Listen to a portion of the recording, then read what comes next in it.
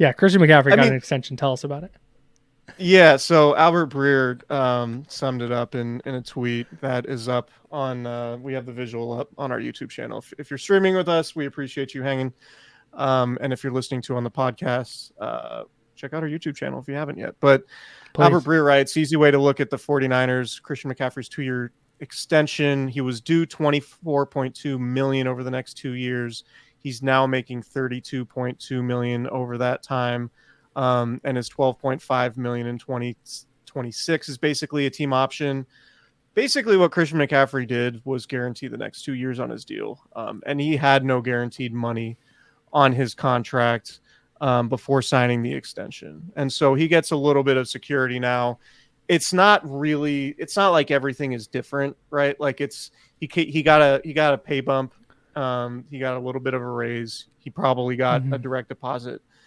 And I think probably made whole in a way that we sort of talked about a couple weeks ago when we asked the question, like, is Christian McCaffrey not at 49ers off the offseason program because he wants a new deal? Turns out he did. Yep. And making about 19 point something million a year on average, continuing to be the highest paid running back in the NFL. I think for all the reasons we talked about a couple weeks ago, it absolutely makes sense. Christian McCaffrey is not a running back that should be grouped with other running backs when it comes to, talking about the position being overvalued. We're talking about the reigning offensive player of the year who had 200 yards from scrimmage and scored 21 touchdowns and is, a player who's made the 49ers basically not unbeatable, but extremely difficult to beat since he's come to San Francisco. Yeah. He's been durable, only missing one game late last year, the last game of the season with a calf injury that was inconsequential. Obviously just a super valuable player in the passing game, everything. I don't want to say Brock Purdy doesn't ascend to where he is without Christian McCaffrey, but I do think Christian McCaffrey has been a huge help to Brock Purdy. And I think paying him, $20 million a year absolutely makes sense. Look, they, like you said, they basically tacked on $4 million a year over the next couple of years. This is not overpaying rando wide receiver, rando tight end. Like this is your best offensive player in a team loaded with offensive weapons. This is the best one. This might be the best offensive player, non-quarterback edition in the NFL. This might be if Kyle Shanahan could create a player in a lab to play running back for his team, you would probably come out with Christian McCaffrey. There's no excuse to not do what it takes to bend over backwards to keep that guy. If you wind up losing Jawan Jennings in a couple of years, okay. If you wind up losing Aaron Banks this offseason, fine. Literally anybody, save for like Brandon Ayuk and Brock Purdy. You keep Christian McCaffrey around. This is the right thing to do. And good on the Niners for not waiting until training camp to do a $4.5 million raise for McCaffrey. That would have been ridiculous. You didn't need that hanging over the team as well. Yeah, and as you pointed out on NinersWire.com earlier today, the Niners also cleared like $7 million in cap space with the extension. So I think one of the underrated things about an extension is generally the flexibility it can provide you in the short term. It's kind of like, again, and this isn't an exact analogy, but restructuring contracts in many ways, like to a layman, is kind of like putting something on a credit card and then doing a payment plan on the credit card, right? Like all the money isn't coming out of your bank account right now. You're going to pay it down the line. And you're certainly not saving money, but while it's cheaper now, you're going to have to pay that down the line. And when you do get to that point, that's when, you have to release a player like Eric Armstead, right? That just as an example, right? Yeah. So that's what restructures do. That's what contract extensions can do. Excuse me, is you're essentially kicking the can down the road. And that's what the 49ers did here.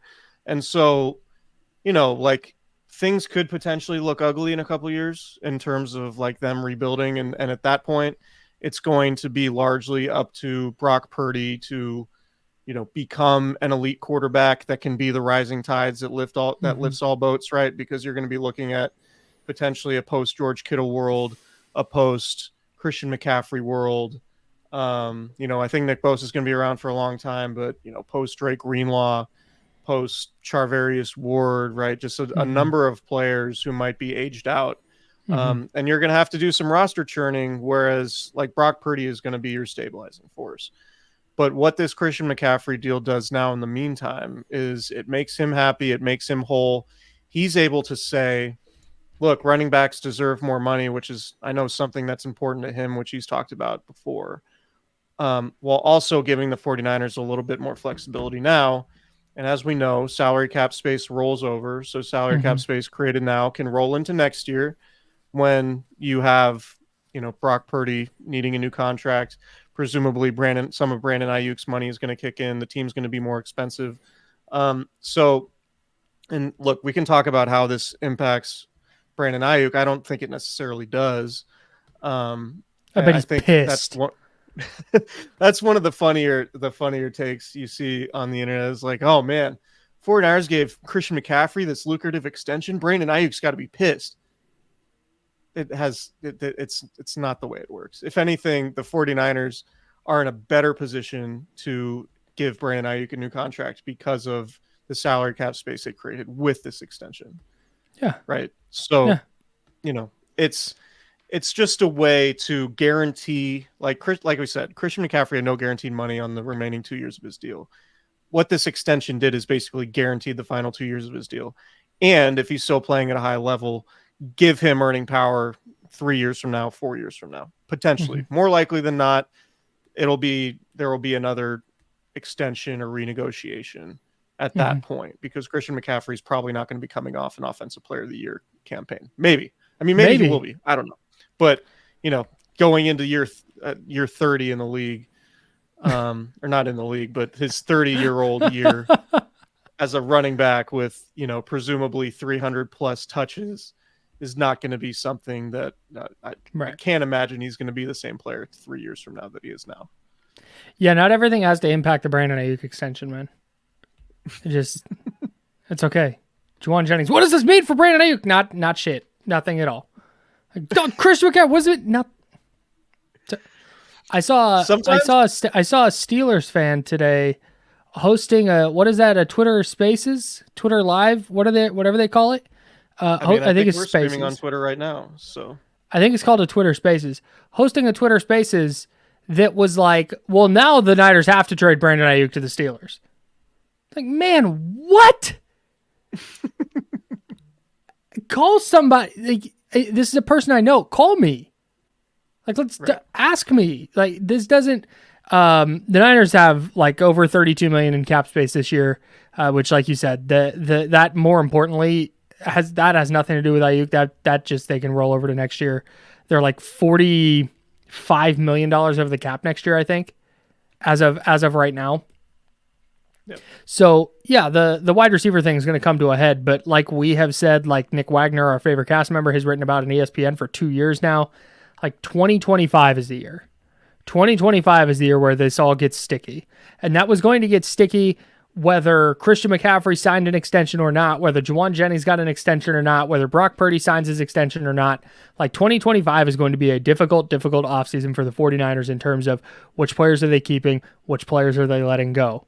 And they know this is how team building goes. There's a hard salary cap, and you cannot keep everybody. And the 49ers are freaking loaded, which means, hey, their 5-year run with this core group is pretty impressive. Super duper impressive. And now they're getting it. It's been the second best run in the NFL over Kyle Shanahan's tenure. I would say you could make a pretty good case. It's the second best run in the league. Yeah, behind the Chiefs.